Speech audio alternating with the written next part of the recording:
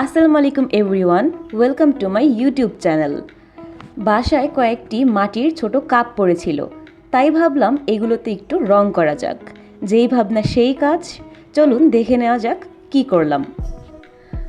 প্রথমে পার্পল কালারের সাথে একটু সাদা রং মিক্স করে একটা বেবি পিঙ্ক কালার তৈরি করে নিচ্ছি। আমি এখানে অ্যাক্রিলিক রং ব্যবহার করেছি। এরপর মাটির কাপটিকে অ্যাক্রিলিক রং দ্বারা ভালোভাবে কোট করে নিচ্ছি।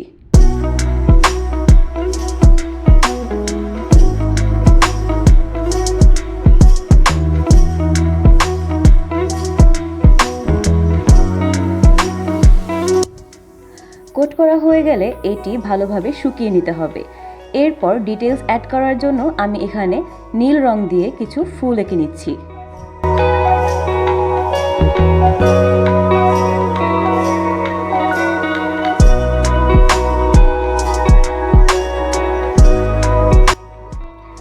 ফুলগুলোর মাঝে আরও ডিটেলস অ্যাড করার জন্য আমি একটি সাদা রং দিয়ে মাঝখানে কিছু ডট ডট দিয়ে দিচ্ছি।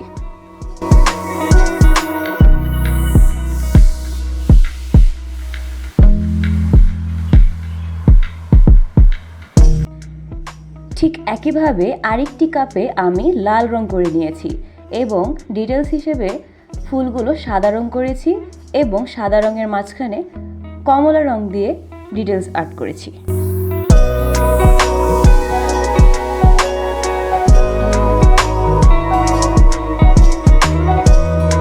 ব্যাস হয়ে গেল খুব সহজেই আমার কাপগুলোকে ডেকোরেট করা।